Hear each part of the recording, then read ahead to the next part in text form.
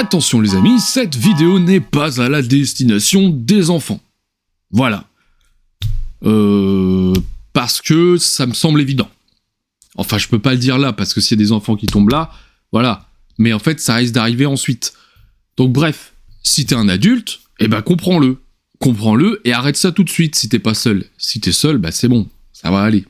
Bon, petite question pour toi, est-ce que t'as déjà fait les achats pour Noël ? T'as compris pourquoi c'était pas pour les enfants ? Bah alors, est-ce que t'as fait tes achats pour Noël ? Et si oui, bah c'est bien. Et sinon, eh bah je suis là pour t'aider. C'est comme ça que ça va se passer. Parce que oui, la sempiternelle question de qu'est-ce qu'on offre aux mioches va se reposer encore et encore et encore. Peut-être que vous êtes plutôt prévenant et que vous avez déjà fait vos différents achats, je sais pas, au mois de juillet parce que vous êtes possédé, ou peut-être que vous êtes un peu comme moi et que vous vous dites, bah ouais, le 23 décembre, c'est pas trop tard. Non, c'est pas trop tard. Bon, y a plus rien en rayon, donc qu'est-ce qu'on fait ? On se retrouve à acheter de la merde. Par exemple, ça. Alors non, j'ai pas acheté ça. C'est quelque chose qu'on a acheté pour moi parce qu'on m'a dit ouais, tu joues à ça quand t'étais gamin.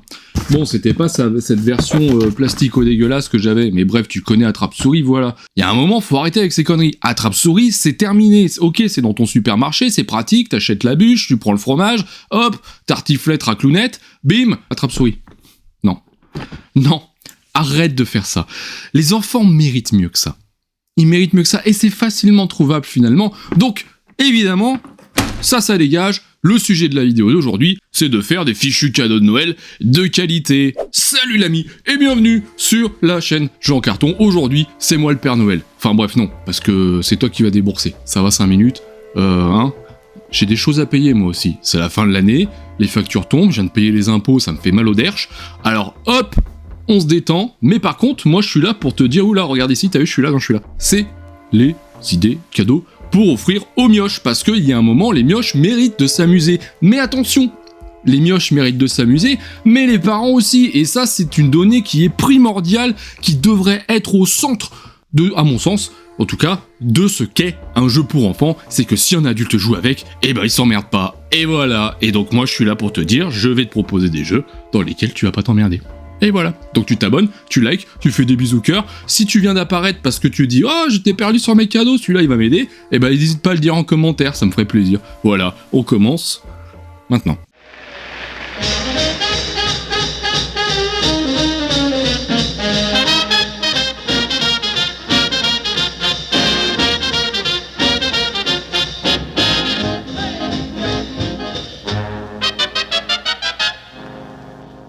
Je commence pour les plus jeunes, 4 ans et plus. Tous ces jeux que je vais te proposer là, ce sont des jeux que j'ai, que je possède ici. Comme ça, tu sais de quoi je parle. C'est, voilà, comme ça, je sais de quoi je parle plutôt. Ça commence mal cette affaire. Monsieur Carousel, chez Loki, 4 ans et plus. Qu'est-ce que c'est que ce machin-là ? T'as un joli carrousel en bois qui se trouve au milieu du plateau. L'idée quelle est-elle ? Eh bien, c'est qu'il va falloir mettre tous les enfants, les faire rentrer dans ce carrousel. Comment ça se passe ? Les enfants lancent le dé. Les enfants, toi aussi, tu vas jouer aussi, alors calme-toi. Mais le dé, tu le lances, ça va donner une couleur, le siège sur lequel tu peux placer un petit enfant. Tu prends l'enfant que tu souhaites, tu le places dessus. Mais attention, sur les sièges, il y a des petits motifs. Des motifs du type, ça c'est un tigre, ça c'est une voiture, t'as vu ? Et le truc, c'est que quand tu mets l'enfant dessus, bah tu ne vois plus le motif. Et donc il va falloir te rappeler bien évidemment, parce que tu le mets dessus, hop, tu fais tourner le carrousel, alors le gamin il est là, qu'est-ce qui se passe, on sait pas trop, mais quoi qu'il en soit, une fois qu'il atterrit sur l'une des deux moitiés du plateau, et bien en fonction de là où il atterrit, il se passe quelque chose. S'il est du côté lumineux du plateau, tu vas prendre un morceau du rayon de soleil et le placer à l'endroit correspondant. S'il atterrit dans la partie sombre du plateau, et bien il pleut, il faudra mettre une goutte de pluie. L'idée c'est que si jamais tu remplis le plateau de gouttes de pluie, c'est perdu. Et comment ça va se passer ? Au fur et à mesure, tu vas remplir donc ton petit carrousel, et quoi qu'il en soit, il y a bien un moment où bah, tu vas lancer le dé et il n'y aura plus de place dans ces couleurs-là. Alors là, comment tu fais ? Tu tournes le carrousel de nouveau, il y a le petit monsieur carrousel qui est là, qui pointe du doigt, il te montre un siège. Si le siège est vide, ok, tu mets un enfant. S'il est pas vide, ah, il y a quelqu'un ici, il faut que tu dises sur quoi il est assis. Bah oui, je t'ai dit, il fallait s'en rappeler. Si t'as bon, bim bam boum, un rayon de soleil, si tu réussis à aligner des rayons de soleil, à compléter tout un rayon en entier, tu retires une goutte de pluie, si tu te trompes, c'est une goutte de pluie. Et on continue comme ça, jusqu'à ce que tu aies rempli tout le carrousel. Donc c'est un jeu de mémoire qui est très addictif, en tout cas pour mon fils, ça a vraiment très bien marché. 4 ans et plus, c'est noté sur la boîte sur Loki. Pour moi, ça marche très bien à 4 ans, hein. Très clairement, on peut guider, il n'y a pas de souci. Voilà, et c'est très sympathique à jouer. Ensuite, pour du 5 ans et plus, je te proposerais bien un jeu qui s'appelle Dragomino. Donc Dragomino, c'est un jeu, un dérivé de King Domino, c'est un jeu dans lequel tu vas devoir jouer des dominos, grosso merdo. Mais ces dominos, ils ont des illustrations, une thématique qui est axée sur les dragons et les paysages. L'idée, c'est que lorsque tu vas réussir à connecter deux types de paysages identiques, ce n'est pas obligatoire, mais si tu y arrives, tu vas piocher un œuf du paysage correspondant. Donc t'as de la montagne, t'as du volcan, t'as des plaines, t'as de la glace, ce genre de choses-là. L'idée, c'est que suivant le paysage dans lequel tu vas poser un œuf, eh bien t'auras plus ou moins de chances d'obtenir un dragon. L'idée, c'est bien ça, c'est d'obtenir des dragons. Les dragons, ça rapporte des points à la fin de la partie. Les coquilles, néanmoins, ça te fait perdre des points, mais tu récupères le jeton, le meeple de la maman dragon qui te fera choisir les dominos en premier et qui te rapportera un point à la fin de la partie si tu le conserves. Voilà, tu continues comme ça, au fur et à mesure, tu connectes les dominos, ça marche très très bien, c'est très facile à sortir, et moi je sais que mon fils il adore, donc c'est un truc que je vais ressortir très régulièrement, parce que c'est très dynamique, on peut enchaîner 2-3 parties, et ça match super bien. Voilà pour Dragomino. Ensuite, je poursuis avec un jeu qui s'appelle La Maison des Souris. Pareil, on est à partir de 5 ans. La Maison des Souris, donc c'est un jeu coopératif dans lequel on va construire donc une maison en 3D, là, comme ça, des souris. Ah oui, il y a des souris dedans, il y a des maisons. Et dedans, il y aura des objets. Tu vas glisser des objets à l'intérieur sous forme de jetons. Tu as plusieurs niveaux de difficulté qui sont représentés par les couleurs sur les différents jetons. Tu les places dans la maison des souris. Là, tu prends la maison, tu secoues. Alors les souris, elles sont là, ouais, qu'est-ce qui se passe? On sait pas trop, on s'en fout. C'est pas grave, on peut maltraiter les souris, on s'en fiche. Hop, tu secoues, tac, tac, tac, tac. Et après, l'idée, c'est que tu as une petite lampe à LED, là, t'appuies dessus. Alors oui, à LED, c'est technique, mais il fallait le dire. T'appuies dessus, et pendant 30 secondes, tu vas pouvoir regarder au travers des lumières. De façon, tu sais, un peu... la catégorie que t'as pas envie d'aller voir sur... Donc tu regardes là, hop, qu'est-ce qu'il y a? Ah, je vois un bouton sous la table de la cuisine, et il y a quelqu'un d'autre, il est sur la chambre à coucher. Ah, et moi je vois un pion, ah, moi il y a rien dans mon truc. Et voilà, on communique, on donne les informations, puisqu'à la fin, il va falloir répondre à plusieurs questions du type: est-ce que cet objet était dans la chambre? Oui, non. Qu'est-ce qu'il y avait dans cette pièce? Ah ben il y avait ça, etc. Il y a plusieurs questions auxquelles il faut répondre comme ça. On vérifie, hop, en soulevant le toit. Ah oui, il y a bien ça, Ah non, là tu t'es trompé, etc. Ça nous fait un scoring, et à la fin, donc à la fin de 4 manches, on arrive au scoring final, et histoire de voir un petit peu où se situe. Ça marche très bien, c'est très ludique, le plateau en 3D, ça fait le taf, la lumière, etc. On regarde à l'intérieur, forcément c'est immersif, c'est très chouette. Voilà pour la Maison des Souris. Le petit bémol, attention, c'est qu'il faut prévoir les piles de la petite lampe, parce que la petite lampe elle se décharge un petit peu vite. Donc ça c'est un peu chiant. Je sais qu'il est possible de programmer un flash téléphone de 30 secondes. Voilà, vous mettez le flash de téléphone, 30 secondes, ça peut marcher à la place. Voilà. 5 ans et plus, toujours. Nom d'un renard. Nom d'un renard, c'est un jeu d'enquête, mais très intelligent. Vous allez, donc c'est toujours du coopératif. Ici, l'idée, c'est qu'il va falloir retrouver quel renard est en train de voler l'œuf d'or. Voilà, il a volé l'œuf d'or. Bon, ça, on s'en fiche un peu, c'est pas le principe. Le principe, c'est que on va avoir donc des chapeaux qui correspondent aux poules. C'est les chapeaux de Sherlock, mais c'est sur des poules, parce que les poules, les renards, t'as pigé. L'idée, c'est que tu vas devoir lancer des dés, façon un peu Yatsé, tu vas les lancer plusieurs fois. L'idée, ça va être d'essayer d'obtenir un certain nombre de patounes pour pouvoir soit se déplacer sur le plateau, soit avoir un certain nombre d'œils pour pouvoir révéler des cartes suspects qui se trouvent autour du plateau. L'idée, c'est que si tu te déplaces sur un endroit où il y a un objet, donc tu vas avoir des objets en forme de bulle de BD, tu vas pouvoir le mettre dans le petit révélateur, qui est une espèce de plaque en plastique. Dedans, tu as le nom du coupable, un peu façon Cluedo, et tu vas mettre l'objet, tu vas tirer, hop, la tirette comme ça. S'il y a une pastille verte qui apparaît, c'est OK. Par exemple, c'est un chapeau. Le coupable porte ce chapeau-là, très bien, tu peux éliminer tous les autres. Si c'est blanc, eh ben il ne porte pas de chapeau, et puis voilà, t'as compris l'idée. Donc on va, de manière coopérative, se déplacer comme ça pour récupérer les petits indices, et l'idée, donc ça sera, en finale, de retrouver qui est le coupable grâce à 3 éléments, donc 3 éléments qui vont porter, t'as le monocle, t'as une canne, une écharpe, un collier, un chapeau, ce genre de choses là. Voilà, ça match super bien, ça permet d'avoir un petit peu de déduction dès 5 ans, je trouve ça très cool. Le matos fait son petit effet, hein, forcément d'avoir la petite carte et de tirer, ah non il est pas coupable, ah oui il est coupable, ça même les enfants ils peuvent le faire, voilà, ça marche super bien, et moi c'est un jeu que j'ai depuis un petit moment et que je ressors encore de temps à autre. Je vous en ai parlé il y a pas longtemps, un jeu de stop ou encore qui s'appelle Clé Magique. Donc Clé Magique, vous allez, là c'est pas coopératif, c'est compétitif. On va donc devoir tenter de progresser sur un chemin afin d'aller attraper des clés et tenter d'ouvrir un coffre. Comment ça se passe? On lance les dés, si on a des lunes on les met de côté, on a des chiffres, très bien, c'est déjà un 4, je sélectionne ce dé, je me déplace donc de 4, j'arrive sur une clé. Est-ce que je décide de prendre la clé ou est-ce que je décide de continuer? Si je décide de continuer, je relance les dés, sauf ceux qui ont obtenu une lune. Si jamais on arrive sur 3 lunes, on passe la main à notre votre adversaire, et c'est le même pion, le même meeple pour tout le monde. Donc attention, ça veut dire que tu as déjà avancé ton adversaire. Par contre, si tu décides de prendre la clé, de t'arrêter là, tu vas la prendre et tu vas tenter d'ouvrir le coffre. C'est un système magnétique, soit le coffre s'ouvre et en fonction de ta progression, donc de la couleur de la clé que tu vas obtenir, eh bien tu auras plus ou moins de rubis qui se trouvent dans ce coffre, qui seront plus ou moins de points donc. Mais si jamais la clé n'est pas bonne, eh bien tu pourras l'utiliser tout de même plus tard pour pouvoir la jeter et relancer les dés, même si tu as fait 3 lancers de 3 lunes. Voilà. Donc c'est très cool, clé magique, parce que ça donne vraiment encore une fois ce côté waouh avec l'objet, avec le coffre. Forcément les enfants ils adorent ça. Donc on va ouvrir le coffre, hop, qu'est-ce qui va se passer? Ça s'ouvre pas. Si on arrive jusqu'au bout, on a la méga clé qui ouvre forcément le coffre, qui permet d'obtenir 5 rubis. Ça marche vraiment bien, le matos il est de qualité et ça donne vraiment envie. En tout cas c'est très immersif pour les enfants d'avoir ce petit moment d'excitation, de se dire ok je prends la clé, peut-être ça va s'ouvrir, peut-être pas ça va s'ouvrir. Voilà, je trouve ça très cool. Clé magique. Je continue avec la colline au feu follet. Donc la colline au feu follet, t'en as peut-être entendu parler parce qu'il avait été nommé pour certaines récompenses, mais bon, peu importe. C'est un jeu, pareil, coopératif, dans lequel donc, tu as un plateau qui est comme ça en pente, et donc tu as différents sillons qui sont tracés, tu as des sorcières qui sont placées et des apprentis sorciers. L'idée, ça va être de faire descendre un certain nombre d'apprentis sorciers pour pouvoir remporter la partie sans faire descendre 3 sorcières. Voilà, si tu fais descendre 3 sorcières, eh ben c'est fichu.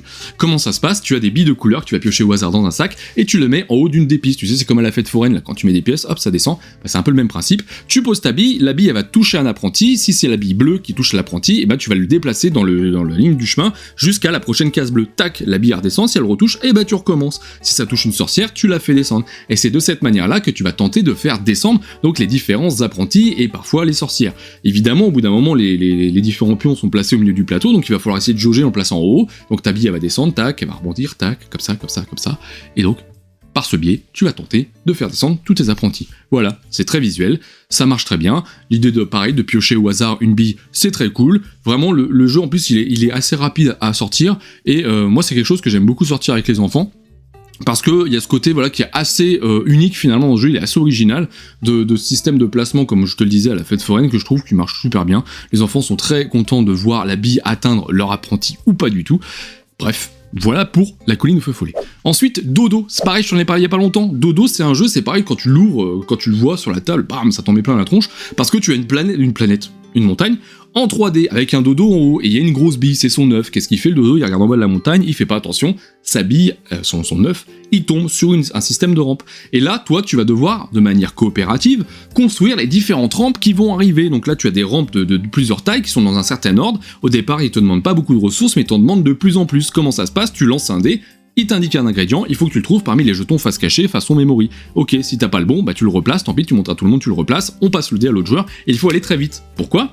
Parce que l'œuf tombe, mais c'est pas une bille qui roule comme ça, c'est une bille qui va descendre de manière progressive, c'est un système voilà, qui est fait dans la bille qui le permet, donc il va falloir se dépêcher quand même de le monter, parce que l'œuf est retardé, mais bon, mine de rien, il risque de tomber à un moment donné. Donc au fur et à mesure qu'on va trouver les différents composants, on va pouvoir fabriquer la rampe jusqu'à fabriquer le bateau, et si on réussit à faire tout ça, eh bien l'œuf va tomber dans le bateau, et c'est gagné. Il y a plusieurs niveaux de difficulté, on va avoir des jetons de joker, on va pouvoir les retirer ou les ajouter en fonction de ce qu'on souhaite comme difficulté, on a aussi la possibilité d'augmenter la difficulté en demandant plus de composants pour chacune des rampes. Voilà, donc c'est un jeu qui est très visuel et un effet waouh qui est top, très excitant aussi parce que forcément il y a une notion contre le temps qui existe, donc forcément les enfants vont se passer très rapidement les choses, ça va être assez frénétique, et on se marre plutôt très bien autour de la table, et c'est très facile finalement à ressortir malgré le fait que le matos semble assez imposant, c'est très facile à monter, à ressortir et à enchaîner les parties dessus, donc voilà. Je continue avec un dungeon crawler pour les enfants qui s'appelle Karak. Alors je parle du premier Karak parce que le deuxième je l'ai pas encore testé. Mais Karak, premier du nom, c'est un jeu donc de dungeon crawling compétitif dans lequel il va falloir donc explorer un donjon dans le but d'aller trouver des trésors et en finalité chasser un dragon. Pour ça, lorsqu'on va se déplacer, on va atterrir dans des salles, on va piocher l'événement qu'on trouve dans la salle, donc ce sera très, très régulièrement des ennemis, mais parfois on trouvera des coffres qui seront fermés. Et pour pouvoir les ouvrir, eh bien, il va falloir trouver la clé. Pour trouver la clé, comment on fait? Eh bien, il va falloir chasser des squelettes à clé. Voilà, il y a des squelettes à clé dans certaines salles, hop, on va piocher squelette à clé. Si on réussit à le battre, on gagne une clé, ça nous permettra d'ouvrir le coffre. Il y a plusieurs personnages incarnables qui ont des pouvoirs différents. Donc là, on est sur une gamme d'âge qui est un peu plus élevée, on va plus tendre vers du 7 ans. Mais donc ces différents personnages, il y en a quand même pas mal, vous allez pouvoir donc les incarner pour avoir plus de rejouabilité finalement sur vos parties, avec donc des pouvoirs différents, mais aussi quand vous allez vaincre certains ennemis, vous allez récupérer des armes qui vont augmenter vos lancers de dés, parce que c'est un jeu qui qui se joue avec des dés, vous allez lancer des D6 pour pouvoir tenter de vaincre vos ennemis. C'est comme ça que ça va se passer. Vous allez explorer au fur et à mesure, débloquer des coffres, donc chaque coffre, le but en finalité c'est d'avoir plus de coffres que nos adversaires, jusqu'à ce que l'on pioche le dragon qui est dans le sac, et donc le dragon il est là, c'est le plus dur à vaincre, il faut réussir à faire 15 avec 2 dés, donc ça va jusqu'à 12, t'as compris, mais forcément tu vas rajouter des objets pour pouvoir augmenter tout ça. Voilà comment ça se passe, quand le dragon est vaincu, on compte celui qui a le plus de coffres, et c'est celui qui en a le plus qui l'emporte. C'est comme ça que ça se passe. Il y a des extensions qui sont très intéressantes, notamment pour donner le rôle du méchant aussi à un joueur qui peine un peu dans la partie, il bascule dans un autre rôle, ça peut être très intéressant, et aussi des extensions avec plus de contenu, avec des arènes, avec de nouveaux personnages. C'est très cool, Karak, en tout cas, pour pouvoir insuffler finalement ce qu'est un dungeon crawler à nos enfants. Ensuite, je te parlerai d'une gamme de jeux hybrides. Les jeux hybrides, donc, ce sont les Kids Chronicles que j'aime beaucoup. Donc, t'as la quête des pierres de lune et la prophétie du vieux chêne. Donc ça, ce sont des jeux, attention, qui utilisent une application. Cette application va vous permettre de vous immerger dans cette histoire. Dans la quête des pierres de lune, l'histoire, ce sera d'aller récupérer les fameuses pierres de lune sur ordre de Merlin. Donc pour ça, on va devoir parcourir un plateau. On a différents lieux que l'on va pouvoir traverser. On va avoir des objets avec des QR codes dessus. Et donc ce sera une notion d'association. Tel personnage va vouloir tel objet. On va devoir associer des objets pour en créer un nouveau. Et c'est comme ça que ça va fonctionner finalement autour des Kids Chronicles. C'est une gamme de jeux que j'aime beaucoup parce qu'il y a vraiment une histoire qui est toujours très intéressante. La notion de l'application renforce finalement l'immersion. Maintenant, évidemment, certains d'entre vous êtes probablement réticents à faire voir, à montrer un écran, en tout cas à certains enfants lorsqu'ils jouent, mais vous pouvez me croire, tout du moins, moi quand j'y joue, généralement c'est moi qui lis ce qu'il trouve sur la tablette, ce n'est pas du tout obligatoire que les enfants prennent la tablette, si ce n'est juste pour les petites phases d'exploration, parce que lorsque l'on arrive dans un lieu, on va pouvoir prendre le lieu et hop, tourner comme ça, de manière réalité augmentée, et essayer de déceler donc des petits objets, des personnages, etc., pour pouvoir les mettre sur le plateau et pour pouvoir interagir avec eux. Donc il y a des notions de discussion, des notions d'association, de mémoire, bref, c'est très chouette, cette gamme Kids Chronicles. Également, je vous en ai parlé il y a pas longtemps, le nouveau Toriki, ça vient juste de sortir, c'est pareil, c'est un jeu avec application, qui vous proposera donc de l'exploration, d'explorer une île perdue, façon Robinson Crusoe, et l'idée c'est que vous êtes donc avec un professeur qui est malade, qui s'est blessé, et il va falloir que vous trouviez un moyen de vous échapper de cette île, et pour ça, donc à chaque tour, vous allez pouvoir déplacer votre meeple sur une île, donc c'est coopératif, et donc explorer le lieu où vous vous trouvez. Pareil, il y a une notion forte d'association des différents objets que vous allez trouver, vous allez pouvoir faire de la collecte aussi de certains objets suivant certaines tuiles, et essayer de résoudre différentes quêtes, donc en fonction de ce que vous allez trouver. Voilà, par exemple, il va falloir le soigner au bout d'un moment, ce vieux pépère là, qui est avec vous, et ben au fur et à mesure que vous allez explorer, vous allez trouver de nouvelles choses. D'ailleurs, le plateau risque de s'agrandir, puisque c'est un système de puzzle, donc vous avez des enveloppes qui sont fermées avec des éléments qui vont s'ajouter au fur et à mesure de votre exploration et de votre avancée dans l'histoire. Voilà, donc vous avez une notion coopérative qui est intéressante, une campagne qui va se jouer peut-être en 5-6 heures, et qui permet de vivre des aventures que vos enfants n'oublieront pas. Je terminerai ensuite avec Kyoto no Neko, un jeu compétitif où vous allez incarner des petits chats dans une espèce de mécanique dungeon crawler également. Vous allez devoir réaliser certaines missions pour pouvoir poser des gros lots, qui sont des accomplissements en gros. Et vous allez pour ça devoir vous déplacer dans la ville de Kyoto, vous allez vous déplacer avec votre chat, vous avez des superbes figurines de chats, et rencontrer des petites patounes qui sont des jetons événements, voilà, vous allez les retourner, parfois vous allez rencontrer d'autres chats, vous allez pouvoir être amis avec eux, tenter de vous bagarrer un petit peu, vous allez pouvoir chasser des oiseaux, vous allez pouvoir chasser des insectes, ce genre d'interactions-là, et aussi des interactions spéciales en fonction du scénario que vous aurez choisi, parce que vous avez plusieurs scénarios dans la boîte, et par exemple un scénario qui va vous demander de trouver une boîte de jeu pour vous asseoir dedans. On sait que les chats ils aiment ça. Un autre scénario qui vous proposera d'aller boire à la fontaine pour aller faire pipi dans le terrain de vos adversaires. Eh ouais, et ça suivant une mécanique qui est très simple. Les différents tests se font avec des lancers de dés, vous avez des compétences en fonction du type de lancer que vous êtes en train de faire, et donc ça, vous allez faire progresser vos différents chats en fonction de vos échecs, parce que si vous ratez, c'est pas une perte totale, vous allez quand même faire progresser votre caractéristique en question, mais aussi grâce à l'évolution d'autres joueurs, parce que si les joueurs réussissent à progresser dans l'avancée de leur quête, eh bien vous aurez quand même un petit boost d'évolution de votre chat qui vous permettra de vous déplacer un petit peu plus vite, et donc d'avancer un petit peu plus vers la fin. Voilà comment ça se passe pour Kyoto no Neko, qui est un jeu qui est très accessible et qui a vraiment un matos qui nous prend au jeu. Voilà, on est clairement dedans, on a les petits vélos aussi qui se déplacent autour du plateau, les différentes patounes, le plateau est très beau, le matériel est vraiment très cool. Voilà pour Kyoto no Neko. Alors une fois n'est pas coutume, j'ai encore oublié quelque chose. Oui, bon, ça arrive, ça va. En même temps, fous-moi la paix. Parmi les références que j'ai en termes de jeux pour enfants ados, il y en a une à côté de laquelle il ne faut absolument pas passer, qui à mon sens est le meilleur jeu auquel je n'ai jamais joué pour jouer avec vos enfants et vos adolescents. Je vais vous parler de la gamme Zombie Kids, Zombie Teens. Et je suis absolument sérieux. En effet, Zombie Kids et Zombie Teens, ce sont des jeux Legacy pour jouer donc avec les plus jeunes. Pourquoi Legacy ? Parce que le jeu va évoluer au fur et à mesure que vous allez jouer des parties, que vous gagnez ou non. L'idée dans Zombie Kids, ça va être donc vous êtes des enfants dans une école qui s'organise pour empêcher une invasion zombie, donc il va falloir fermer des portails. Vous jouez de concert, l'idée c'est que vous avez quelques actions pour pouvoir vous déplacer au travers de l'école. Mais comme dans Zombie Teens d'ailleurs, Zombie Teens, la différence c'est la suite, c'est qu'il va falloir réunir des ingrédients pour arrêter donc la propagation du virus des zombies et les transformer en humains de nouveau. La feature principale, grosso merdo, c'est que lorsque vous allez progresser dans le jeu, lorsque vous allez finir une partie, vous allez coller un petit cerveau, un autocollant petit cerveau, au dos du livret de règles à chaque fois que vous allez donc finir une partie. Mais attention, si vous remportez une partie et que vous avez des succès, vous avez des objectifs à réaliser façon jeu vidéo qui sont collés donc dans le livret, eh bien vous allez coller également des trophées. Et ça, au fur et à mesure, vous allez coller des autocollants, vous allez arriver sur des cases qui vous demanderont d'ouvrir des enveloppes. Et des enveloppes, il y en a énormément. Et donc vous allez vraiment voir votre jeu qui va grandement évoluer au fur et à mesure de vos parties pour tendre vers plus de contenu, vers plus de règles, vers plus de petites choses qui sont merveilleusement bien amenées et qui donnent totalement envie de recommencer immédiatement. C'est un jeu sur lequel vous allez enchaîner des parties et des parties parce que vous voulez absolument coller des autocollants et absolument ouvrir du nouveau contenu. C'est vraiment très addictif, c'est merveilleusement réussi, c'est super même pour les parents. Moi en tant que parent, je me suis éclaté à jouer à ça. Vraiment, c'est à mon sens un incontournable. Les deux là, vous commencez par Zombie Kids qui est plus simple et après Zombie Teens qui rajoute 2-3 petites choses, mais vraiment c'est un kiff absolu et je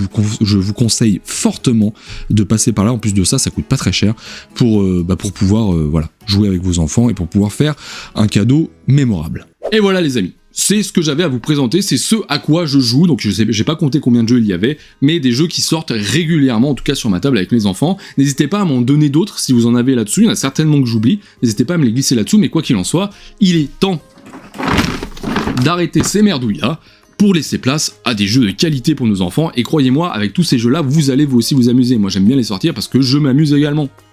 Et voilà. Donc, si tu as apprécié cette vidéo, n'hésite pas à liker, comme ça, à t'abonner, et on se retrouve bien évidemment très bientôt pour la suite de nos aventures sur la chaîne Jeux en Carton.